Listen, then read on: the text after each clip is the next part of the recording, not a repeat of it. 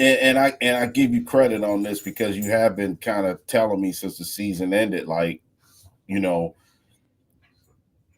I'm stuck on this.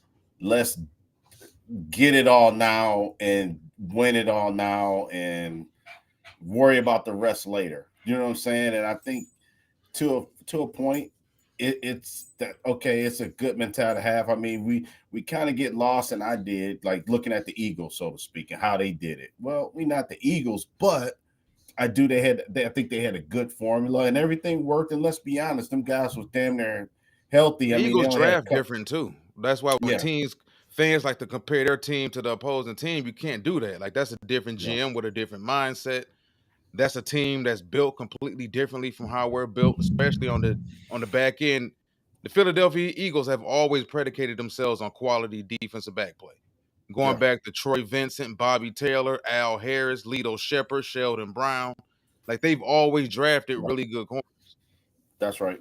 That's right. And you're right, Walt. I mean, it comes, and like you said, that it's just, I guess, is you giving them their props because I'm not the kind of a fan that hates on another team, just because they're doing good. I give Philly credit. You know what I'm saying? Philly's not one of our rivals per se. Like anything, if it was a team in our division, you kind of have a balled up fist when you talk about it, you know what I'm saying? Because that's our rival. But you know what I'm saying? But it's because it's the Eagles, it's like, okay, I'm not one of them Y'all in the lying. neighborhood, but y'all not on our block. Yeah, that type of thing. I Yeah. don't think that at all. I think that obviously they're the model right now. They're the team that teams were chasing. Last year was the Chiefs because the Chiefs was a standard in the NFL by winning multiple championships in 3-4 years. So I think right now, this draft, when we get into it, and I give you credit. You've been saying, dude, like when I was talking about Max Crosby, I'm like, you had trade the next 2 or 3 first rounders for him. You know what I'm saying? And it's like I would have done it for about 2 years, but maybe I mean the asinine 4 picks. The next four. I mean, come on, man. You know what I'm saying? It's got to be. You got to draw a line in the sand. And I do think Brad Holmes is the type of GM that he's not going to make a knee jerk reaction and just. I mean, I think that kind of like that about him as in terms of he won't get rattled. He doesn't really care what people think. You know what I'm saying? You can kind of tell the way he comes off. This last press conference he just had, before the draft here, I think it was Wednesday or Thursday. He said some interesting things. I mean, he was real candid. Like, you know, I wouldn't mind trading down. You know what I'm saying? If I have to get more pick. And I think that in years past, like you said it in the pre-show, like if we're at 28 right now, all hell could break loose in the first 27 picks, man. You know what I'm saying? And some guys become available that wasn't available. You know what I'm saying? And it's amazing to me. Yeah, what's up, Roy? I know that's right. Man, Pistons. I'm WrestleMania fan. Pistons, WrestleMania. Yeah, Lions draft. I'm here for it all today, man. It's gonna be a great day today. Yeah, go Pistons. Pistons in 7, by the way. You know what I'm saying? I'm gonna call that right now. So yeah, it's an amazing. What's up, super random too, my guy. We always get hype around the draft, and now you my calm enforcement because I'll be all hyped and I'll be emotional, and then you always comment. You like, look, dude, the draft. You cannot have a knee jerk reaction when it comes to the draft, and I agree with you, man. As I said, now it's about. Let's just say if they took a receiver at 28, right? I remember people would go berserk. I think like during the season, if you would say that, people say, "Oh, damn, we need a pass rusher." Why in the hell will you not take a pass rusher at 28? That's the glaring weakness of our team. But like you said, you and Brad Holmes even said it. Why pigeonhole yourself to say I'm only gonna draft a defensive end? What's up, Casey? I'm only gonna draft a defensive end at 28. I don't care who it is. It could be the seventh best guy, the fifth best guy, or whatever, and it might not necessarily be the right guy. And Brad Holmes did address that, and I like that about him, man. That part of it, you know what I'm saying? Sometimes I think he's too safe sometimes, but But then turn around too. I just don't. This is what I was saying back a month ago, and I was still pissed about us losing the Commanders. Don't give me a player that's hurt, man. That's all I'm saying. Don't. I know that he was right on Jameson Williams. Remember, Jameson Williams was hurt, and then ultimately now we're reaping the benefits of us drafting him when we did. You know what I'm saying? Because he was hurt, we drafted him. Jameson Williams is going to be a top 10 receiver, I believe, this upcoming season, man. There's no doubt about it in my mind. In hindsight, he wasn't scared of an injury. So I'll let you take it away. That's the only thing I kind of worry. Just don't give me a guy like that. But let's just say if we took a Luther Burden III, which Luther Burden was like a guy that was really high at first, and we see it all just like James Pierce Jr. I mean, he was a guy that was really high at first. Now James Pierce, he might not even go to the third round out here now. It's just like Luther Burden III is absolutely worthy to pick him at 28, man. Do you know what I'm saying? And I wouldn't even have a problem with him doing it. You know what I'm saying? Because I think I don't know. I think I'm more higher on him than you are, but I'm just using him as an example because you see players drop, but or Tyler Booker. I think you mentioned him. Tyler, you know me. I told you Tyler Booker was going to be the pick. I think that in my heart, I think he's going to be the pick. But the closer we get to the draft, I think if the right offensive linemen fall in that 22 to 28 range, and they continue to fall, and you start seeing wide receivers come off the board, maybe we get a shock and we get an extra running back that goes in the top 25, something like that. Now you have a possibility where, I think, like I said, if the right amount of offensive linemen fall to 28 or in that 22 to 28 range, I think offensive line is going to be the pick. The closer we get to the draft, I think we and you both are leaning towards us believe, not to say that that's necessarily what we would individually do. Yeah. But I think you and I both, after scaling through this entire process, combing through every Brad Holmes presser, every Dan Campbell's presser, to me, I'm picking up on it that the offensive line right now might be the most important thing, and they do view pass rush help. And I don't think they view the edge pass rush help as much as they value the interior. That's right. I agree with you. And I'm thinking they're probably leaning more so towards a 3-tech, a guy on the interior, not necessarily a Jalen Carter, but we've been talking about Walter Nolan for a while too. Yeah, Walter Nolan is a possible guy that could be there at 28. Like, I really believe they feel that, listen, Aiden will be back healthy when he's back. We're not going to rush him back. Marcus Davenport, we have him. We plan on getting a couple more defensive ends, maybe D-end linebacker, mesh type players later on in the draft. So now we have a situation where we could do what we honestly want to do at 28. And if you look at the way Brad Holmes handles free agency, you have to handle the draft picks the way he does. This is another reason why I've been saying for the past couple of years during the trade deadline epic, that's not going to happen. Like, if y'all want a man who doesn't spend money in free agency and values the NFL draft to take his draft picks and throw them at another player on another team, he's not doing that. This man values the draft. He loves the draft. The draft is his baby. This is his time of year. And he's not surrendering those picks. The only way he's surrendering draft picks is if it's during the NFL draft and it's for him to either move up or move back, as you said.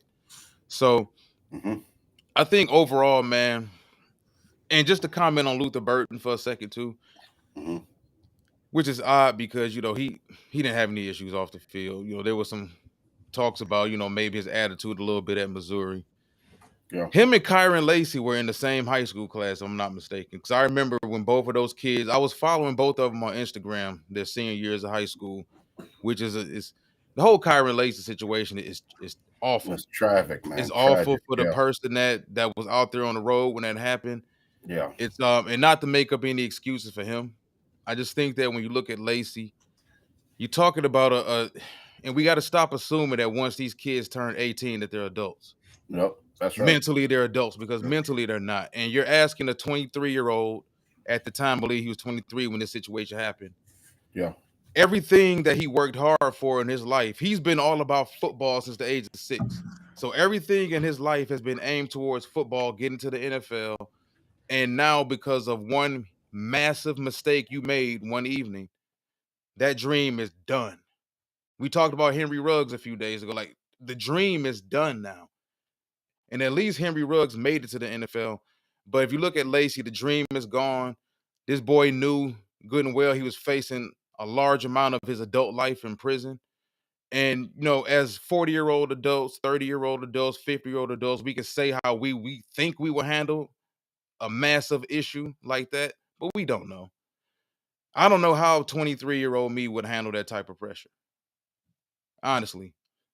And I just think that these kids nowadays, man, they're athletes. They got thousands of followers on Instagram and Twitter and Facebook and all this other stuff. How many people do they have to actually love them? And that's the difference. People love them and care about them. People who they can sit down to talk to, because you can have 50,000, 150,000 subscribers. Followers doesn't mean shit if none of them really give a damn about you outside of you catching touchdowns. That's right. And I That's just right. think it's horrible. It's horrible that the situation had to end like that. But back to the topic.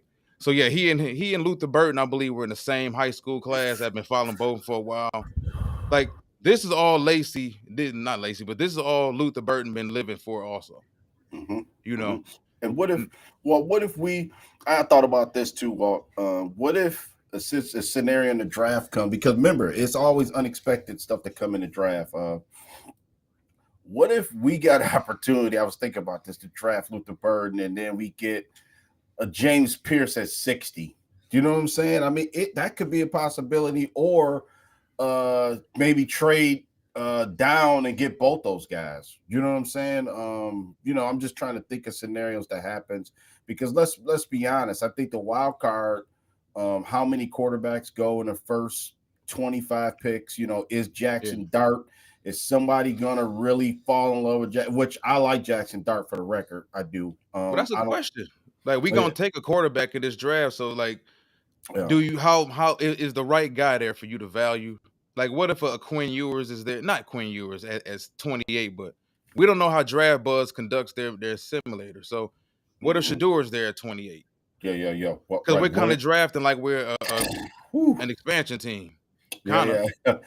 And see, that would be the only okay. I don't want to sound like a hypocrite, man, because I want the best player. I do like that mentality, because Brad Holmes did say best player available. And at 28, you do have to, unless you're going to trade up. I mean, if you trade up, all bets are off. You know what I'm saying? What's up, Millie Mike? Mark, I'm sorry, Brent. What's going on, fellas? If you want to trade up, and then we know, well, look at Jahmyr Gibbs, look at Jameson Williams, look at we drafted Jack Campbell at 18, but I'm just saying that I think that if it's a particular guy he wants, Brad Holmes, I think he'll trade up and get him. You know what I'm saying? But I don't know. To me, it'd have to be for an offensive lineman. I don't think you trading up to get a quarterback, right? Now, you posed this question. Now, you talking about us? You talking about Brad Holmes? Yeah, I'm just talking about. Well, I'm talking about Brad Holmes, not us per se. But like you said, I don't know if, like you said, what if Shedeur Sanders is available? Like at 18 or something, and then you sort of look at it like, no, we're not gonna draft a quarterback. Are we? Could we? You know what I mean? Us? I don't know. No. I think I think in the first round, quarterback and running back are the two positions that are off the board. Limits. Anything else? I think a tight end at 20. You've been mentioning the tight end for the longest. I don't think they would necessarily do it at 28 unless they just value Tyler Warren like that, and they have plans for what they want to do with Tyler Warren, because they feel he can also help out in the run game as a run blocker. Yeah, so he's a guy that helps out in a multitude of ways offensively. But wide receiver at 28, I think it's possible. Cornerback, safety at 28, I think it's possible. Running back and quarterback now. If they took Shedeur Sanders, that'll be the story of the draft. What, 30-something years later, after Deion Sanders said that I'll never play for the Detroit Lions. They ain't got enough money for me. Yeah. Hey, Deion, we got your boy over here. I think that those are two positions that are pretty much off limits. Shannon slamming Sammy Joe. He did say, "Now I'm in the Milrose camp. I am. I think that's a guy. I mean, I'm not taking him. I agree too. I think Warren. I I'm had not Warren taking him going that to early. Carolina. Matter of fact, at my Yeah, pick. yeah, yeah. Tyler Warren won't be there. You know, Tyler Warren's a damn good player. Best tight end in the draft. But it's some other guys that I do like. You know, I like Gunnar Helm from Texas. I like Terrence Ferguson from Oregon.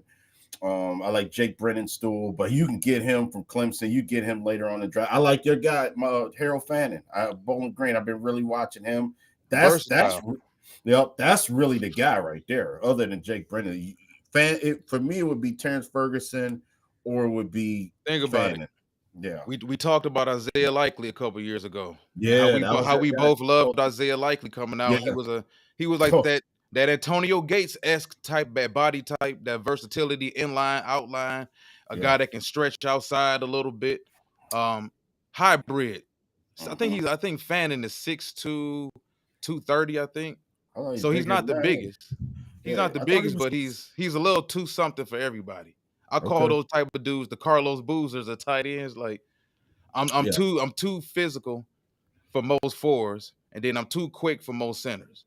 Yeah, that's right. What if well, man, I love talking to draft, man, because it's so many things that could happen in the course of the draft. You know, if you get a guy like, because I think it's going to be, and somebody did say in the comments that it's kind of hard to screw this up, man, at 28 to really like put yourself where you like, why the hell did you take him? But it's like, because I think this draft is, it's a bunch of good players. You know, I'm not saying it's a bunch of Hall of Fame gold jackets. That remains to be seen. But I do believe that, you know, you can get at 28 and at 60, let's just say if you stay there and don't trade any pick, or if you trade it down 4 or 5 slots, maybe 2, trade out of the first round, and then you get the first 2 picks of the second round or something like that, one of the first 2 picks in the second round, then you have your pick still at 60.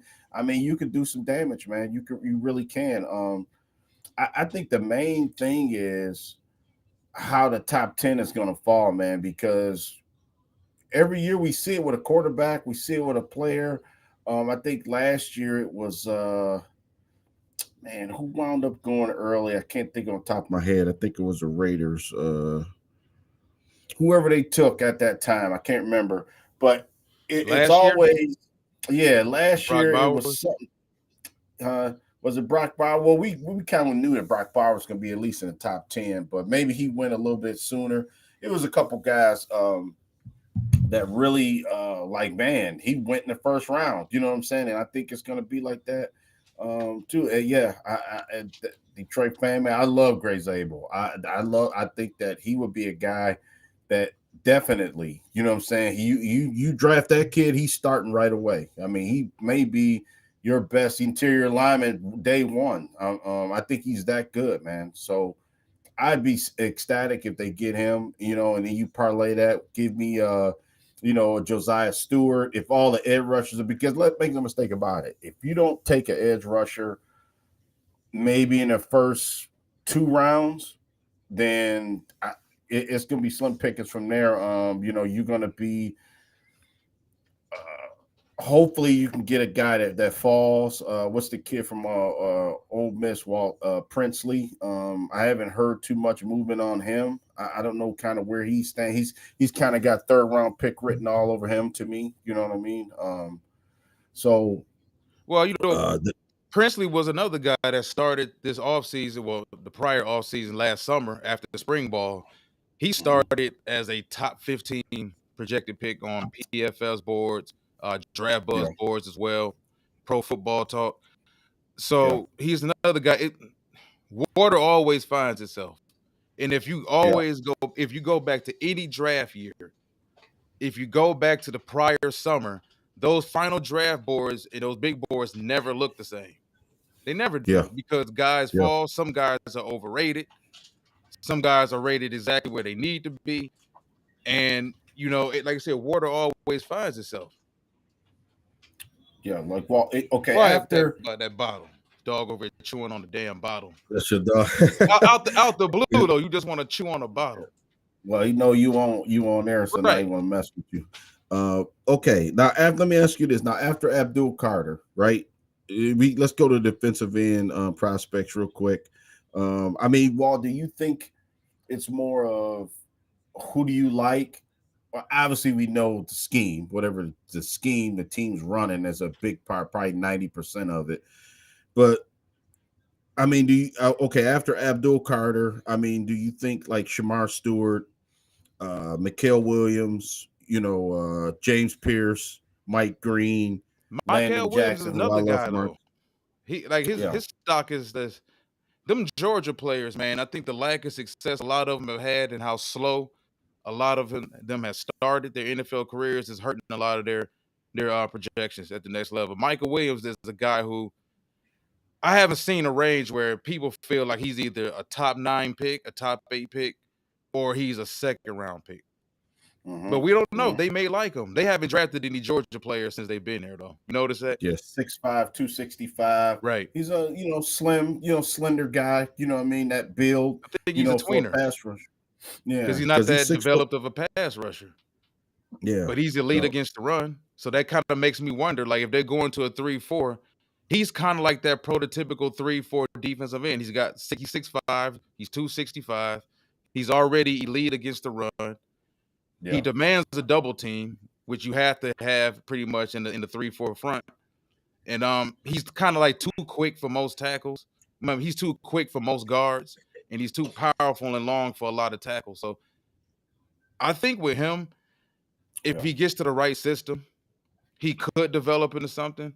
It's just hard because those Georgia defensive front seven players, man, they're super athletic. Look at not Walter Nolan, but Nolan Smith. Uh, Nolan Nolan Smith Smith, got yeah, to the Eagles. combine last year and destroyed it.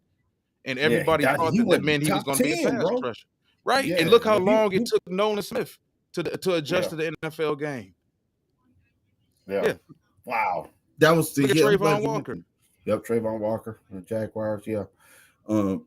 It's just interesting because, excuse me, and it will be a guy at 60 that will be available. It will be. I agree with Slim. So that's why we're trying to eliminate like the big Nick Scortons of the world. Donovan Izaraku, which I like Izaraku a lot. I don't He know if got the he'll be there name. at 60. Yeah, did I get that one right? He got it. He Brandon got it. Swinson from LSU, but I Yep. like the my guy from JT Tua Maialu from Ohio State. I like him too as well. You know what I'm saying? I don't think he's flashy. I just think he does his job, man. And those kind of guys, they like the Brad Holmes, Dan Campbell. They hold that to proceed because Dan, he's the kind of coach that he don't want to have to hold you. He don't want to have to hold your hand, man. You know what I'm saying? Oh, He yeah. feels like you're professional. Ain't nobody holding your hand, and that's what I like about him. I mean, at this point, like you said, well, you've been playing your whole life, through a Pop Warner, through high school, through college, whatever journey you go through to get to the NFL, man. And he's the kind of coach that you have to seize the moment, man. You do, and to play for him. You know what I mean? And if you don't, if you got babe, remember Jameson Williams? I'm just using him. Everybody was kind of like, Dan Campbell ain't saying nothing about Jameson Williams, and he's not speaking on him. And remember when he first got here, and it was sort of like Dan was like, "We're working on it." You know what I'm saying? He's getting there. He kept saying he's getting there.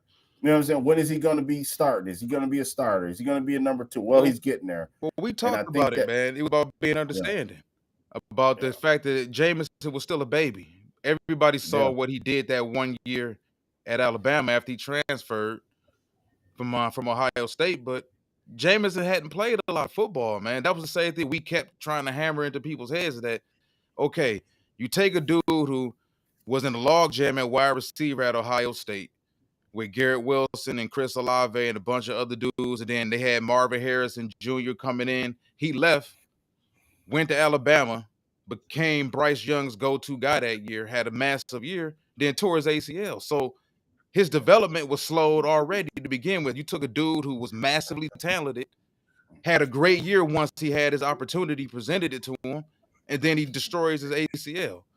And then he has to sit and watch his entire rookie season for the most part. So but it's hard to get casual fans to understand that these dudes need time to grow. Yeah, yeah. It's another. It's a batch of guys. It's another guy that I like from the combine. What I just want to mention, edge rusher, 6'3", 275, Ashton Gillett, Yeah, from Louisville. Louisville. You know what I Yep, mean? Good motor, man. I think that's another guy. played a You lot know, of football too. yep, no one talking about him, and I think that he's a. I know he'll be there at 60. You know what I'm saying? Oh If they yeah, don't take, you know what I'm saying? If they don't take an edge rusher and go offensive line or whatever position they go to, he's another guy. Savion Jones, from LSU, is another guy. 6'6", 280 pounds, ran at 470. I'm sorry, 474 in the 40 time. It's another guy. One more guy. What I want to mention. Oh boy, here, Baron Sorrell, another guy from Texas. 6'4", 260. I don't think enough people talk about that guy. Brandon Sorrell can play football, man. You know, he's played a lot of big games, a lot of high quality offensive linemen he's went against. So it's just some names I'm throwing out there. You know what I mean? Well, guys that we can get that, it's going to be in that 60 third round range. I think that at some point, just what you said about the quarterback position, I think that they're gonna draft a defensive end. They are. You know what I'm saying? Now it may not be who we want, but hey, you know what I'm saying, or whatever. I mean, I think if we would want, we're gonna want him and like him once he's in a Lions uniform. You know what I'm saying? But the initial pick might not be like Jack Campbell was. You know what I'm saying? Remember he seen Jack Campbell. We draft. Remember we was on air when we took Jack Campbell. It was like, kind of wasn't. We thought Jack was a good player, and he is. Jack Campbell's a damn good football player, but we didn't think 18 good. You know what I'm saying? So no, that's what I mean about whoever it is at 60 may not have the cachet, have the big name, might not have the media following, but ultimately, when he gets in the Lions uniform, he is going to be the right guy. Another guy on the offensive line side, Anthony Belton is another guy. I'm starting to hear his name from North Carolina State. At offensive line, I think he plays inside. I think he's interior, if I'm not mistaken. Could be wrong about that, but another guy. Once you get past the Mebo, Tyler Booker's, Will Campbell's, Gray Zabel, Wyatt Millum.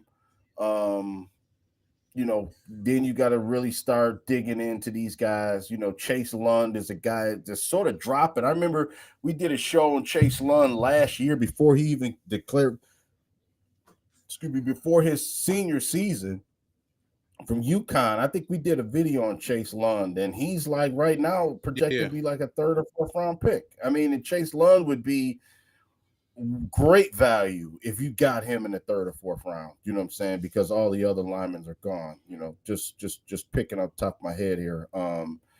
So I do like Gray Zabel is the guy. He's, to me, at 28. He's a guy I would take him at 28. Tyler Booker is another guy at 28. I wouldn't even blink about it. Wyatt Millum is the guy. I don't know if he's a first round pick. I would rather have one of my top edge rushers, or if you want to go receiver, linebacker, however you want to do it. I think Millum would be there at 60, and I wouldn't, from West Virginia, I wouldn't be mad at that. But I don't know if I'd take Millum in the first round. I mean, I would rather have a top defensive player or top receiver, other than Wyatt Millum at that spot. You know what I'm saying? So as big of a need as tackle overall may be, it's still not at that spot. If it's Millum on the board, it's still not kind of worth getting a guy that can actually change things game wise. So wide receiver is a spot that you and I both agree is something that we think they're going to address at some point in time. I think earlier than later. And what I mean by earlier, it could be a third round, because third round, if you look at some of the needs on this team, me and you may not view it as a stretch in the third round, but wide receiver is a need. If you look at what Golden Tate does skill set wise compared to what James Williams is, they need a wide receiver that fits right there in the middle. And Tim Patrick really isn't that. He's a tall, sort of a wide receiver, a possession wide receiver hybrid as a tight end. Tall guy, 6'5", with a big catch radius. Not very explosive, not very athletic. So they do still need that wide receiver that fits kind of in the middle. Could that be a Golden from Texas? It could be Golden because he's a guy. He's sort of that DJ Moore, Terry McLaurin type. Little bit undersized, but very shifty, very solid route runner. Dependable hands, a guy that consistently gets open. That's what they need. Yeah. Because they, Yeah. even though St. Brown gets open, they manufacture a lot. Well, they used to when Ben Johnson was there. They manufactured him getting open with a lot of rub routes, a lot of mesh. They used to get him open a lot. It wasn't just St. Brown out there beating one-on-one coverage. That's right. So and then Laporta was the same way. Well, I'm sorry, I didn't mean to cut you off. No, you good. No, so I'm not really familiar with this either. This draft buzz. I tried to start the draft after I selected the Lions, and they just simulated past our pick. So I'm trying to figure out now exactly how this draft buzz mock simulator works. But I do have the Lions selected. Everybody see I have the Lions selected right here. So I don't know if I did something wrong before. I'm going to go ahead and end the draft. Yeah. And while we looking at this, Matthew Golden is a guy that kind of appeared on the scene now, because I thought, everybody thinking Golden's not going to be there around 28. Now, I was more high on Isaiah Bond, just only because I thought that Golden wouldn't be there, but Bond's got some issues, man, off the field stuff going on.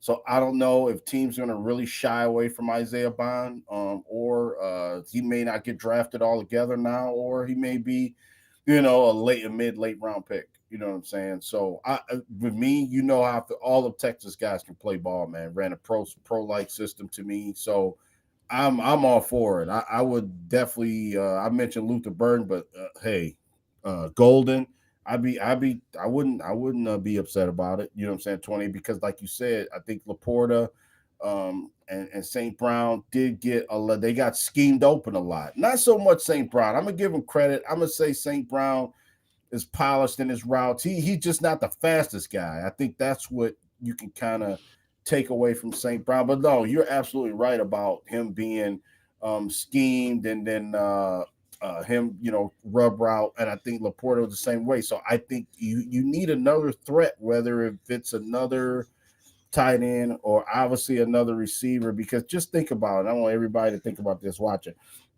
Yeah, I like Ricky White too, Brent, from UNLV. The Chargers. That's interesting. I like that.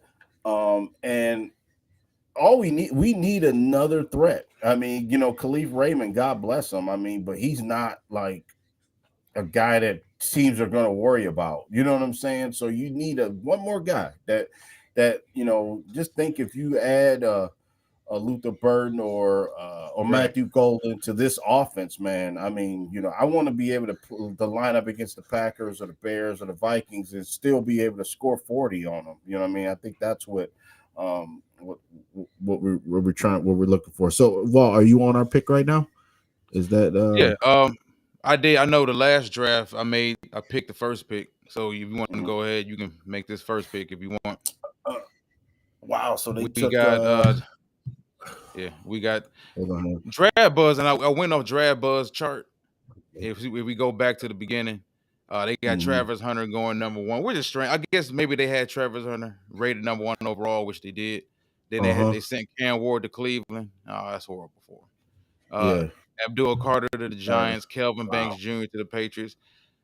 And I thought it was interesting that we went ahead and stuck with Draft Buzz, their chart, because I like to do things off every website's own specific chart. That's why that way we're not getting the same exact draft over and over. They got Shedeur Sanders, number 6 to the Raiders. Matthew Golden, 7 to the Jets. Mike Green to the Panthers. Shamar. These are all things I could possibly see happening. Even Josh Simmons, the tackle out of Ohio State. People been real quiet on him. He's quietly probably the best overall tackle in this class with the most upside. Yeah. So Ashton Jeanty to 49ers. So these are some picks in here that were kind of up in there. I like Gray Zabel to Arizona. Like, Arizona needs offensive line help. He helps them out tremendously. But getting to us, we got Tyler Warren on the board. We got Nick Emmanure, safety from South Carolina. We got Walter Nolan, the Yeah. pass rush 3 tech from Ole Miss. We got Luther Burden, your guy, the wide receiver from Missouri. Jalen Walker, linebacker, Georgia. Colston Georgia. Loveland, tight end, Michigan. Malachi Starks. Yeah. So Damn there are good some player. players that are Derek Harmon. There's some players on here who are still like rated number one Okay. at their positions. Okay. I'm Tyler gonna tell you. Booker. So Yeah. if we making So this, okay. no, I just want to No, let no. the listeners know. So we kind of like rebuilding the Lions from the ground up. So we're gonna draft a player at every position. At least we're gonna try to draft a player at every position in this draft. So what are you Okay. kicking this draft off with, man? Because the Yeah. quarterbacks are Good gone, so we ain't question. got to worry about that. Good question. Okay. To me, it's either between Jahad Campbell and Tyler Booker. Given, I like Derek Harmon too, man. I'm tempted to take Derek Harmon. Okay. I keep going. While Benjamin Morris, Xavier Watts. Okay. Wait a minute. Savania and Nick Skirton. Okay. I'm gonna go. Man, it's this tough right here because I like about 5 guys at this spot. Okay, I ain't gonna waste too much time. Give me I want the best possible offensive line to handle what's coming. Give me Tyler Booker, man. I'm gonna take Tyler Booker at this spot. Okay, so we kicked our rebuild off with a guard, Tyler Booker, who could potentially be the best guard in this draft, may turn out to be the best overall offensive lineman in this draft. Dude comes from Alabama, one of the most. So you already know he's very well coached. He's a disciplined player. Yeah. He for damn sure in shape. Yeah. Brent DeWitt Man, look at says all of them guys, man. All of these guys going. Nolan more than held his own against Booker. Yep, 2 blue chip players. Slam and Joe said Jahad Campbell. Yeah. Me, I probably would have went Walter Nolan in that spot. I probably would have started it out with the interior pass rusher. But there's nothing wrong with Booker. Nothing wrong with Booker at all. Okay, pick coming here. Okay. Detroit Fan Man says, after what we all just said, if the board falls this way, give me Jalen Walker and just make him a D and keep it moving. I don't blame you on that either. Yeah, and then I like Campbell and then Walter Nolan. I like that's a tough pickup. I would rather have the most stable offensive line to be right now. No, I get it. Saying obviously we need our D line, trust me, to be tight. But hold on. Yeah, you got a guy at that spot that you view as a pillar player. Not necessarily a boom or bust high ceiling player, but a guy that's a damn good player, and I can trust him probably to start from day one. Detroit Dude B said Campbell fits so many roles on defense. You're right, especially if we do move towards 3-4. All right. So we see. This is what I'm saying. How's Malachi Starks still on the board? Yeah. Yep. All right. So we started out with a guard. Alfred Collins. Right now, for me, Malachi Starks he's probably the number 1 player on the board I'm leaning towards. If we go through the rest of this, you got Azariah Thomas, cornerback, Florida State. Alfred Collins, I wouldn't take him at this spot though. Jaden Higgins, Jalen Noel, Wyatt Millam, Dylan Sampson. I'm not overthinking this, and I'm not stretching at this spot. I'm going to take the best available player on the board who shouldn't be there, and I'm going to take Malachi Starks. Malachi Starks gives us a guy on defense who can play that Brian Branch type of role. You know, he can come up and cover guys in the slot. He can blitz off the edge. He can play a little bit of cover 1, cover 2, cover 3. He can do whatever you really need him to do. And like I said, he's not a liability at all on defense. And this is a dude who started as a freshman. He was so good as a safety as a freshman coming out of high school that Georgia, they were already loaded because the safety, Lewis Seen, who got hurt for the Minnesota Vikings, he was still there. They were kind of deep at the defensive back position. Ringo was still there. So they were so deep at the defensive back position that year, his freshman year, that they had to get him on the field. They played him at nickel a lot. Yeah. His freshman year, and he was still one of the best players on the field for Georgia as a true freshman. So I'm a big Malachi Starks fan, not a big Georgia player fan at all.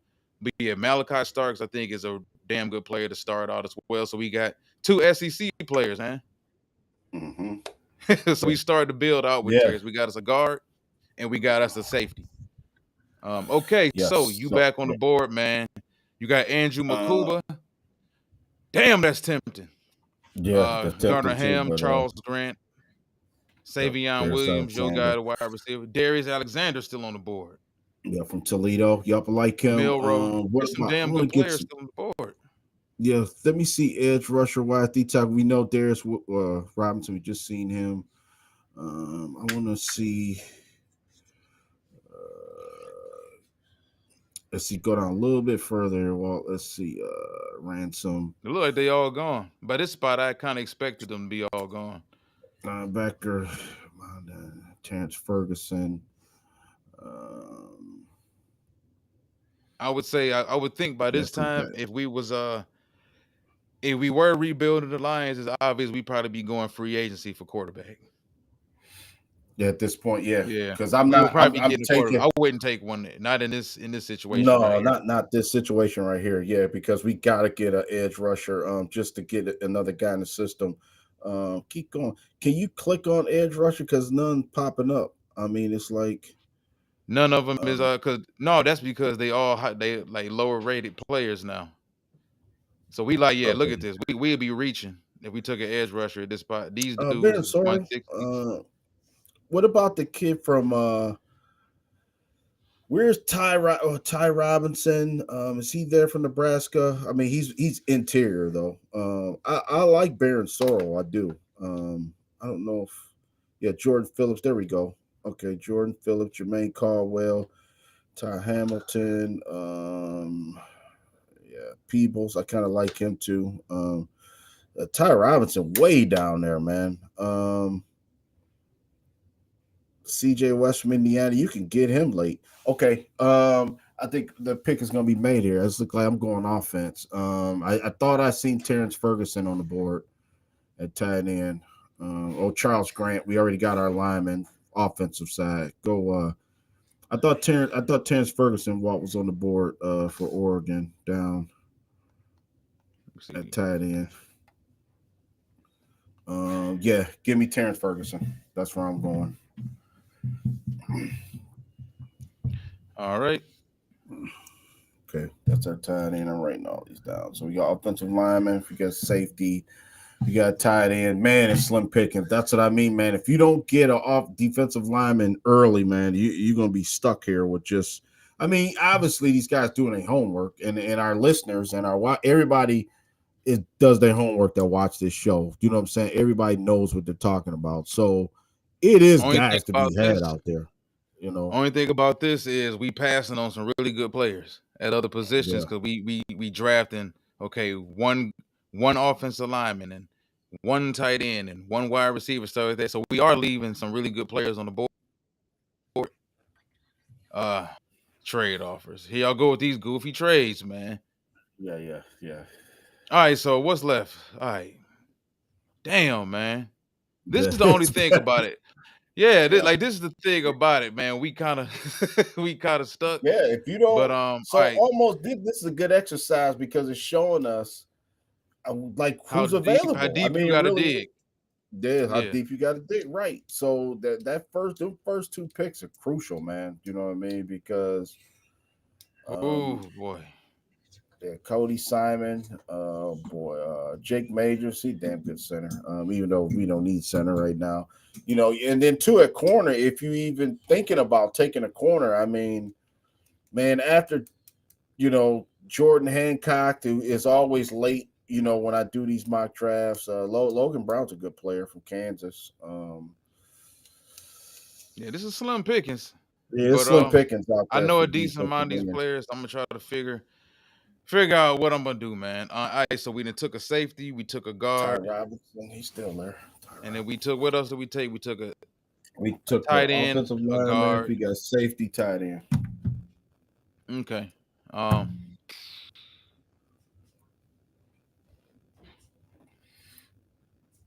I don't want to necessarily start reaching on their behalf because of their board, but there are some really good players still out here that I do like, man. Yeah, I'm kind of tempted to take a running back at this spot too, and Ali Gordon from Oklahoma State.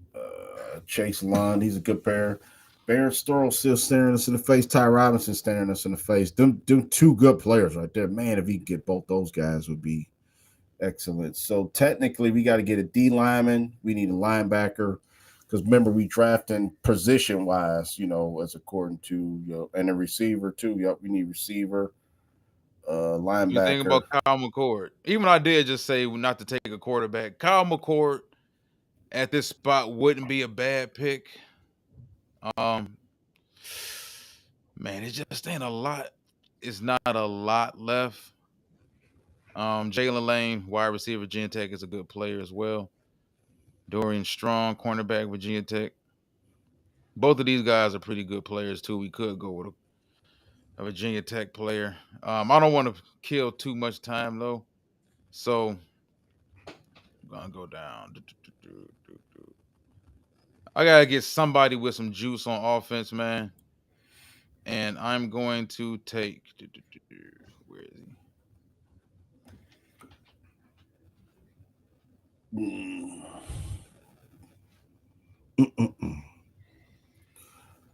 All right, so I went running back.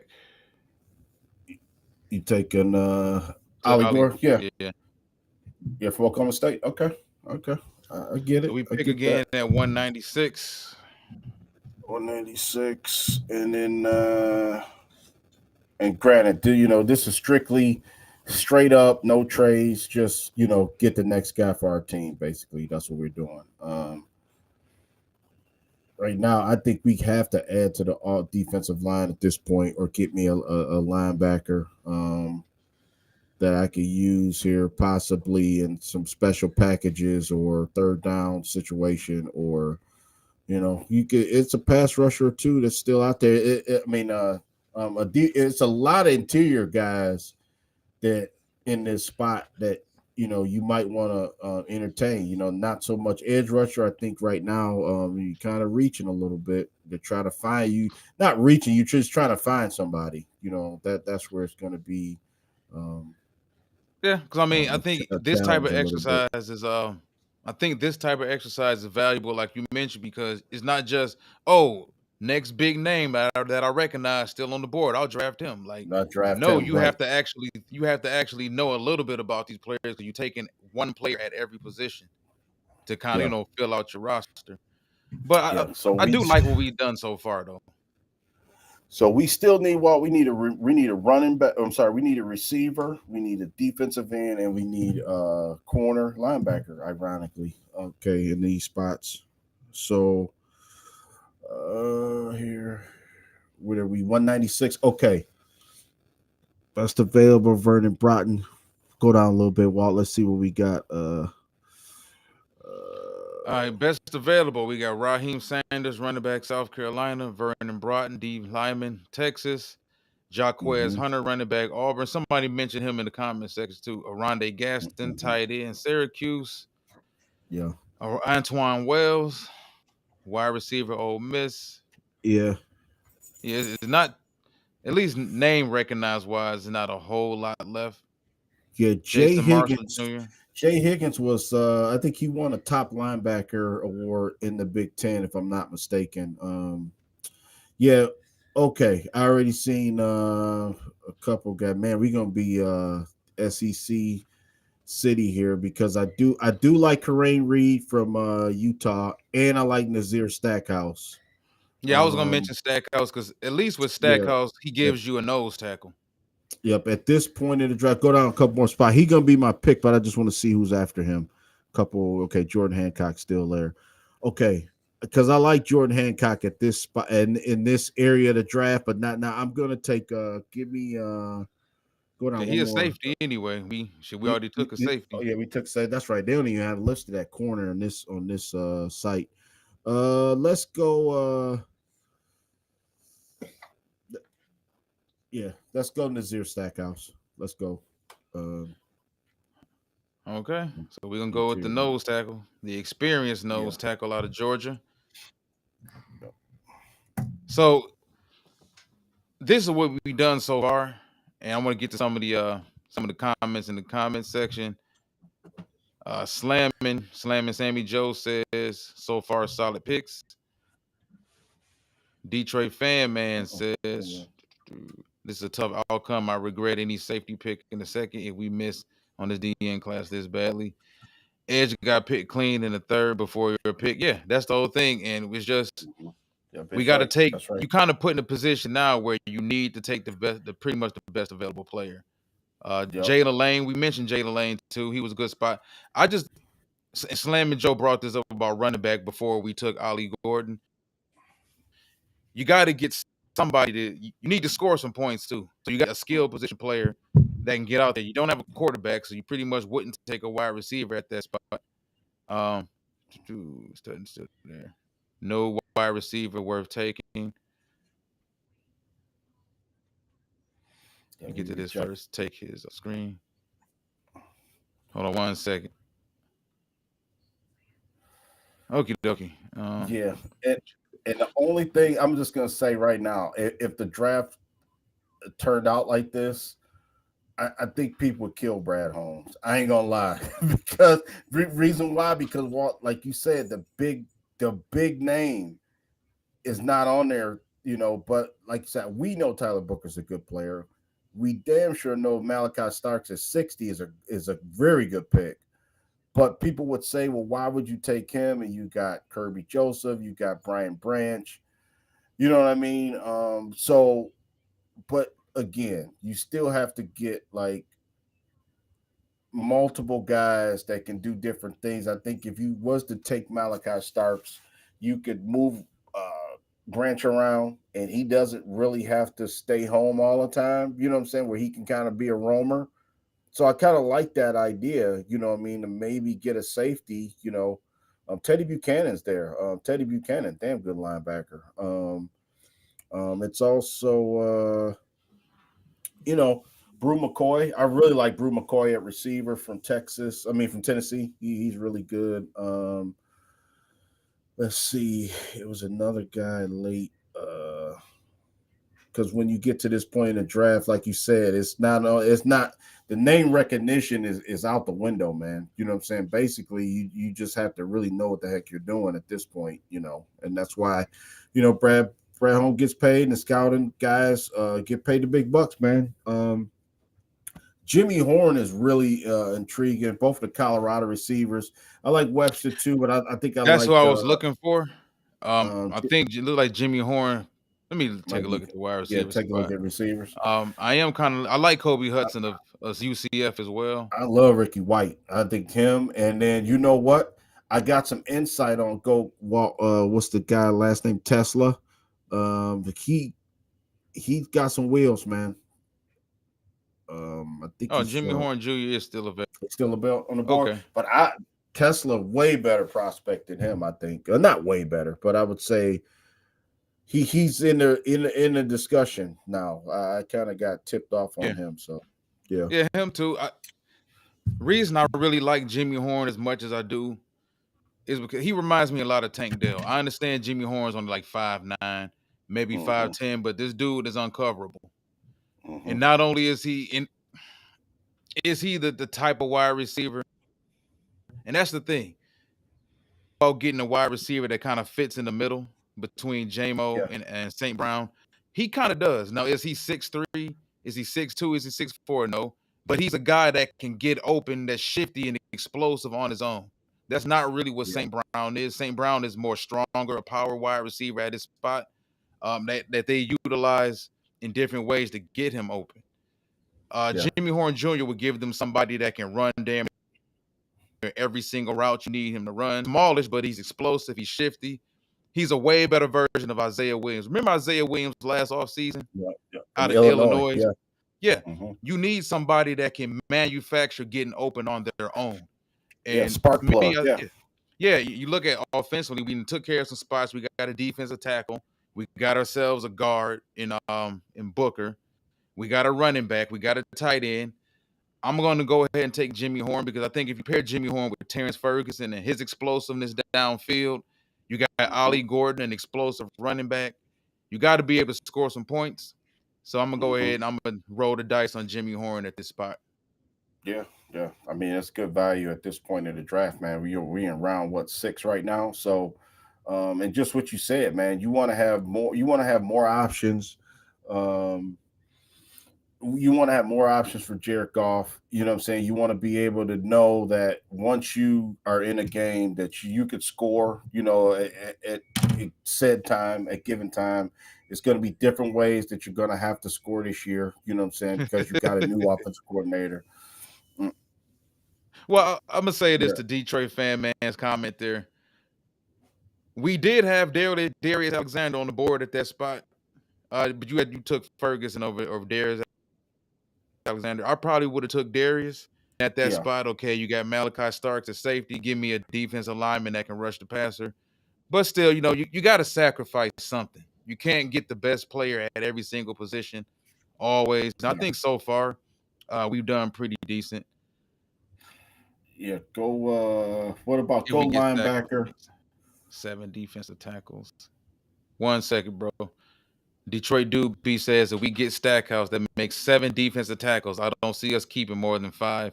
Aline will come back, so that will be counted on Ray.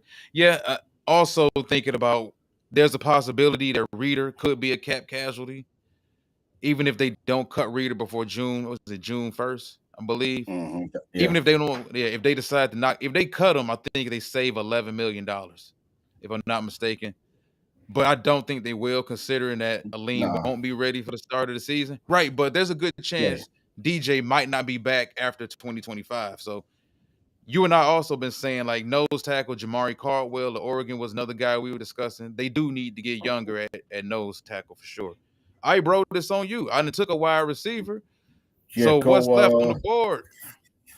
Linebacker, Jamari Harris, corner. We don't know any of these corners too much. Yeah, go. Can you hit linebacker?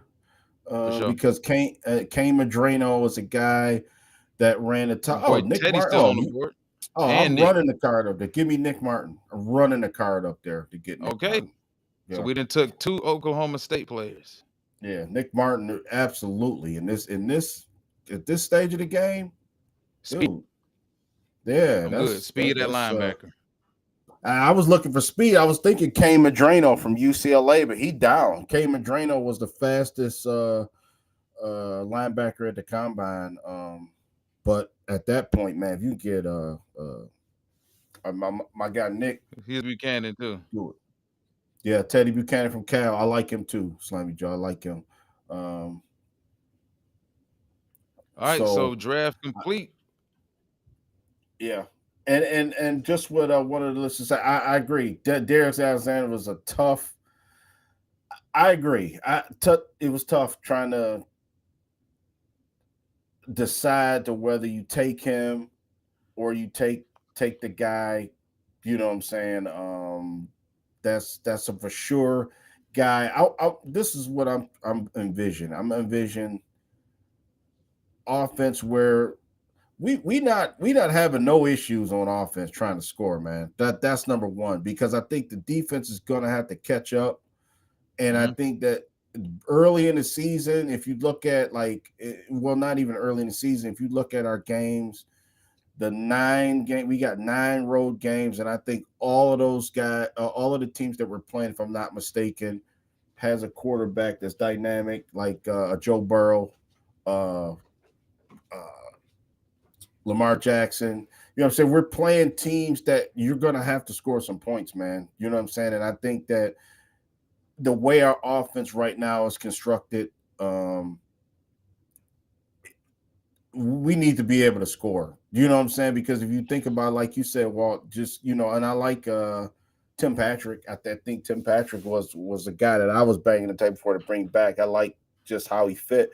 But you want to be able to give your new offensive coordinator new toys, man. You have to. You know what I'm saying? Yeah. You're going to have to give them something to work with. You know what I'm saying? Obviously, what we have is dynamic as hell, but if you give an offensive line, if you give us Tyler Booker out there to replace Graham Glasgow, or if Mahogany, I would think Mahogany will start, and then just think if you line up your offensive line with Decker, you can put Tyler Booker at guard, you can have Ragnow at center.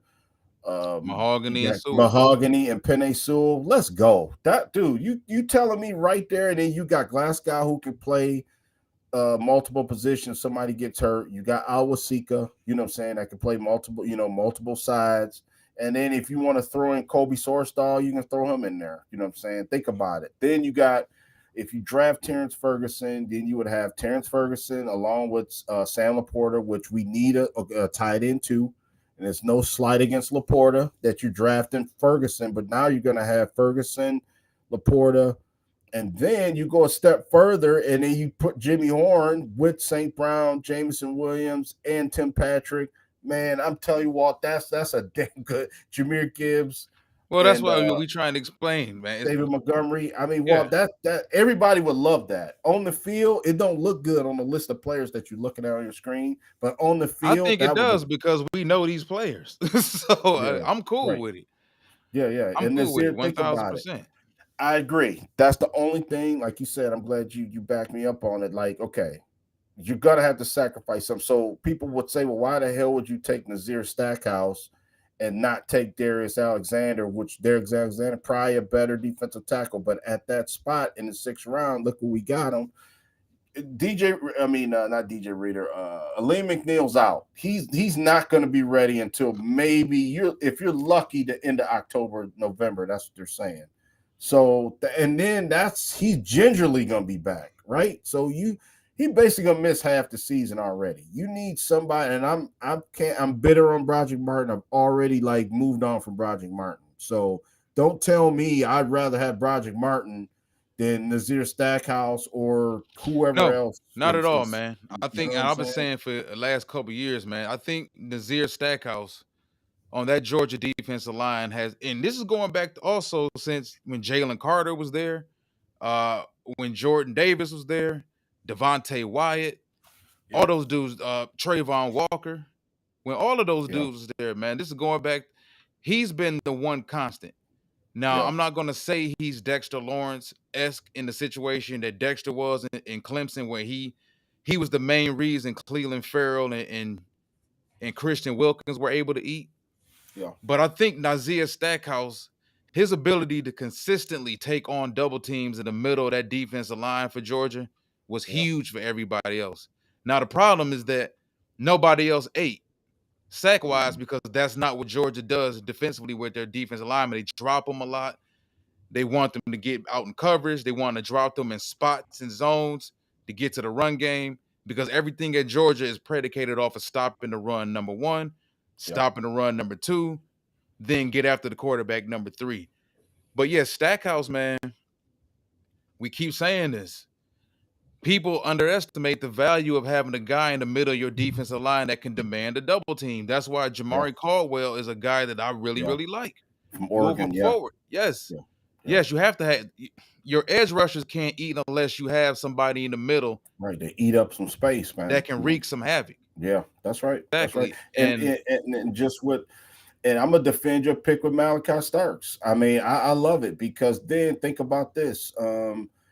We know our cornerbacks, everybody's still kind of shaky on Terrion Arnold, right? So you could lie, you're gonna have Terrion Arnold, DJ Reed, right? So now you could bring up Brian Branch to help. I mean, you could bring him up and legitimately do that now, especially if we run into 3-4. I'm gonna tell you, 3-4 defense might help this team because I think in that situation, Jack Campbell gonna eat because he a held sure tackler. And I think Brian Branch would be a menace. I mean, he's a menace already, and you put Malachi Starks back there with Kirby Joseph, forget about it, man. You know what I'm saying? Forget about it. Forget trying to do anything over the top on this team. And I think that getting the safety is very underrated around here, and people think we don't need it, but it's versatility, right? And it's a blue chip talent too. You can put different looks, and I'm willing to bet, Kelvin Shepherd, is probably thinking like, okay, I got 3 young quarterbacks in this division, and Caleb Williams, JJ McCarthy, and Jordan Love. I'm gonna have to show something different these guys haven't seen, and you can do that if you move Branch around. Malachi Stark's a damn good pick. I wouldn't first round. I would be not the first round. I wouldn't hate it, but Malachi Starks is a good football player. Well, it's versatility. If you don't have a star corner, and we keep talking about the secondary, it's obvious Brad Holmes values, and a lot of it comes down to money too, because safety isn't as high Yeah. premium financial position as a corner. He would rather have an elite players at safety over elite players at corner Hmm. because elite safeties cost less. They cost substantially less That's down right. the line. Like if let's say Brian Branch was a corner, a pure corner, and he turned out to be as great as he turned out to be, or let's say Kirby Joseph. Let's say Kirby Joseph was an Hmm. outside corner instead of a safety, getting 7, 8 picks a season. Yeah. Man, next year Kirby Joseph will be a $60 million corner, getting 8 picks a season. You know what I'm saying? But he's Hmm. a safety, Yeah. so instead of paying him 30 million a year, or 33 million a year as a corner, as an elite safety, you can pay Kirby 18 mil, 19 mil like Yeah. that. And same thing with Branch. But man, you add Malachi Starks, because we've been talking about the cornerback position, period, how we're not happy with it. We like the DJ Reed pickup, but there's question marks around bringing a cornerback in Hmm. from a different. And we've seen free agent corners go to other teams and never look the same. And Terrion, he's the guy that we can't completely put our stamp on right now. Ray Straw gave us nothing last year. So we Hmm. if you have question marks at corner across the board, you better have elite safety play. So add Malachi Starks to That's right. Brian Branch and Kirby Joseph, and let's say they can't financially keep both of those other guys. No problem, because I got a blue chip safety that fell to me at that Hmm. spot. I just think that when you add these guys, Booker, Malachi Starks, Terrence Ferguson, who's a different type of tight end than Sam Laporta is. Hmm. Terrence Ferguson can get Yep. downfield. He's more athletic. He's more of a wide receiver tight end hybrid. Ollie Gordon, I know he only had Hmm. one good year, one really big year at Oklahoma State. This past season, they had their issues. He wasn't as productive, but Ollie Gordon is a big, explosive running back. You know, Yeah. Yeah. That's what we need. I think because Jamar Jefferson has been a guy that's been kind of man. Well, Craig Reynolds as well, been kind of manning that third running back. And I think that, yeah, I mean, you do got to get a little bit younger, some fresh legs back there. You know what I'm saying? Because Jameer Gibbs, we know he's the 1A, and you still got Money Montgomery back there, but I wouldn't be upset at that at all. You know what I'm saying? Get another guy that you can put in there and maybe, Jameer Jefferson, maybe part ways with him. Jamar Jefferson, you know what I'm saying? Because it just for him, it has. I liked him coming out of San Diego State. It hasn't translated on the field with him for some reason. You know what I'm saying? He had flashes, I think, of the year we went 9-8. I think Jamar Jefferson may started a couple games. He had a couple explosive plays, but he hasn't, you know. So I just want guys that maybe some new fresh legs in there again, or the new offensive coordinator. You definitely want to give them more options. Give teams a different look. So yeah, this is a good exercise. You know what I'm saying? Maybe hindsight, you could always say, well, maybe if we wouldn't have took Starks, we could have had this guy. If we didn't take Terrence Ferguson, we could have took this guy. man, It's listen, always good. That's why I do a mock draft every day. I've been doing one every day for like a month, and it been if I went one walk where I took all defensive players just to see what would happen, and yeah, you take all defense, and now think about it. If we don't take any, just think if we go and not take any receiver, we don't take a tight end, and we don't take offensive lineman in this draft. We went all defense.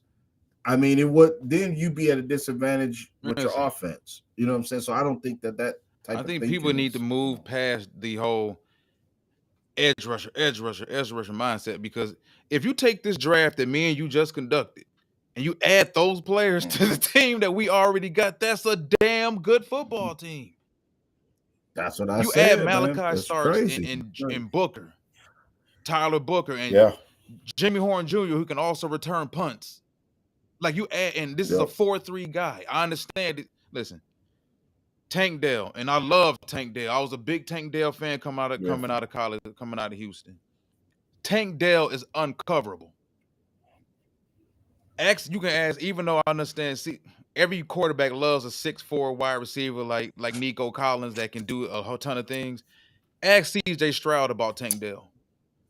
Tank Dell is uncoverable. Having a small, shifty guy, fast guy. That's why I think a lot of teams were real big on Calvin Austin III coming out of Memphis a few years ago. Because I watched Memphis, Calvin yeah. Austin at Memphis play against a Cincinnati, and he gave Sauce Gardner all types of problems. But you're talking about 6'2" against 5'8" with 4.2 speed and super shifty.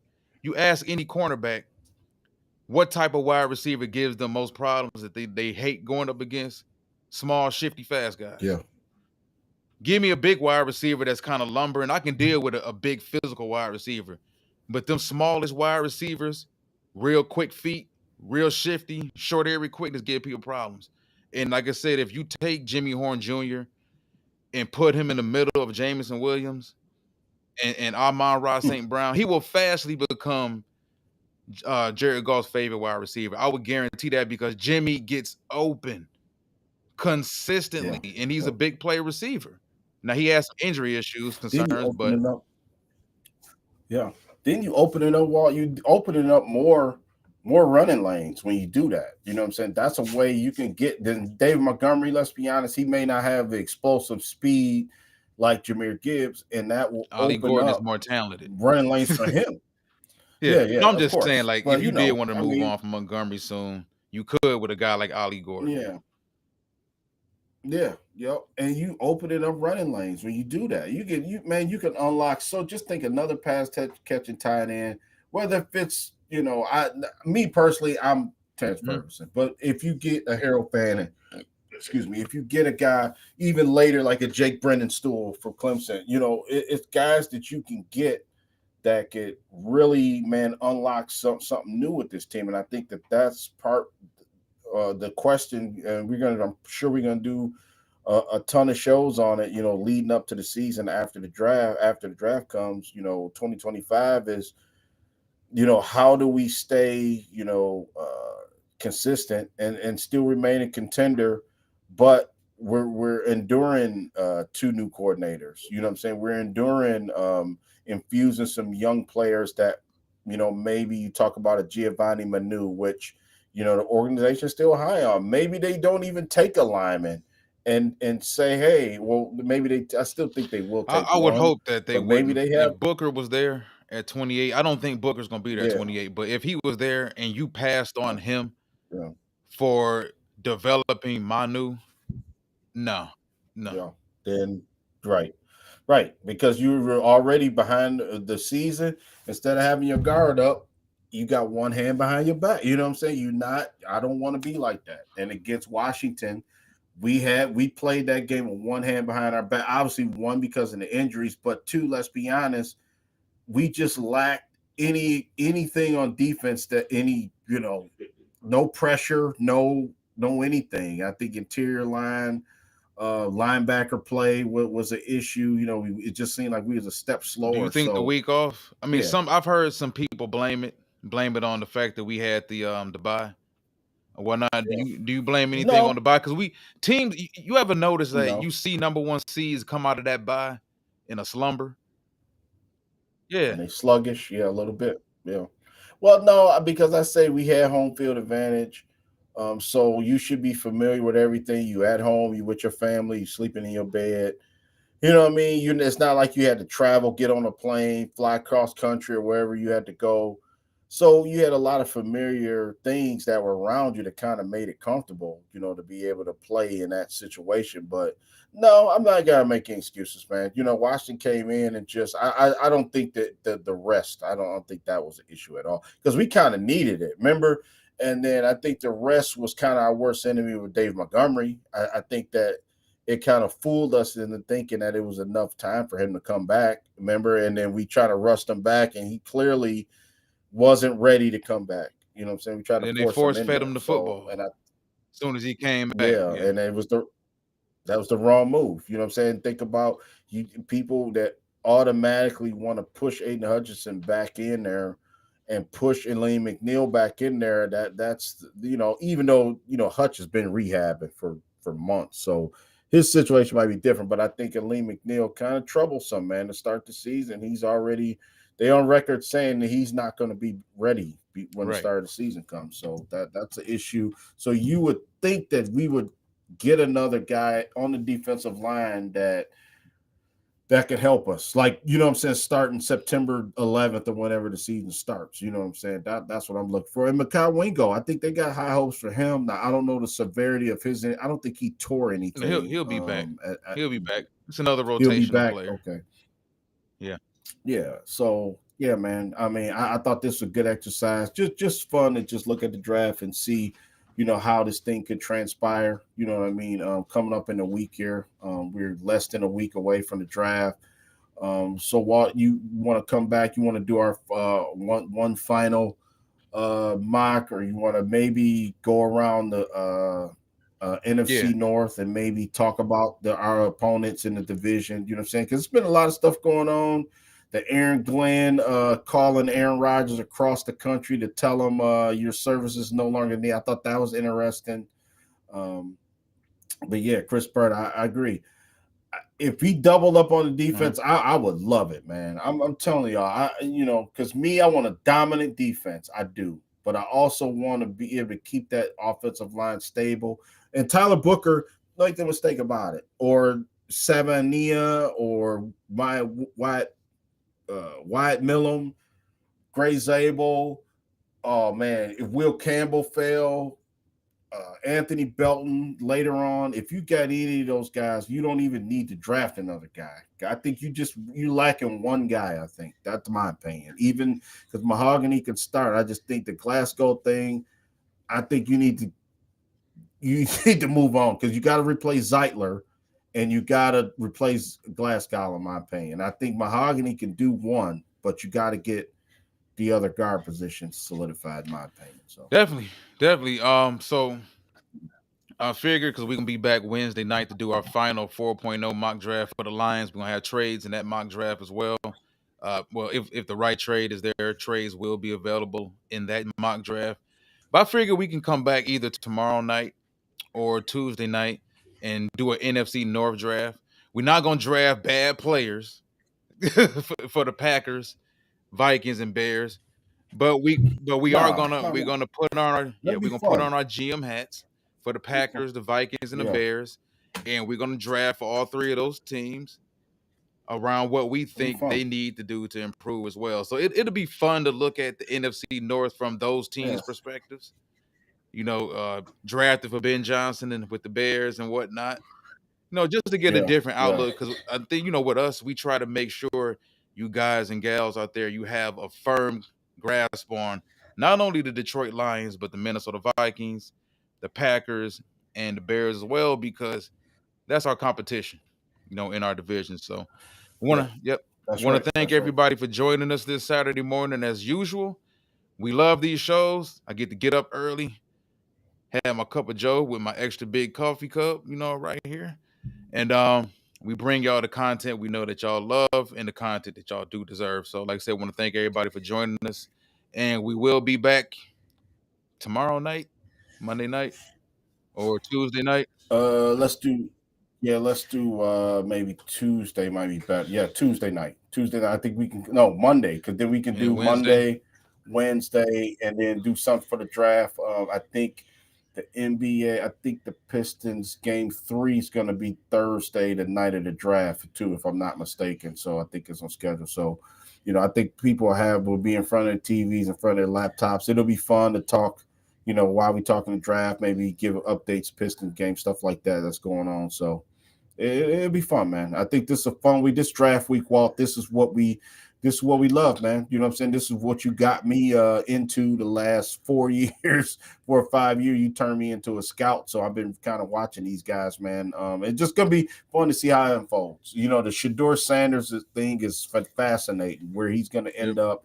I told you I would not even get too much into it. I'm just glad we don't have to take quarterback this year. Like, first, you know what I mean? Yeah, I would take one later, but just not. Quarterback is our first pick. I would be, man, I would be nervous a little bit. Definitely. So. All right, everybody, enjoy the rest of your Saturday, the rest of your weekend in general, and we will be back tomorrow night to handle the Packers, the Vikings, and the Bears mock draft. Till next time, one pride.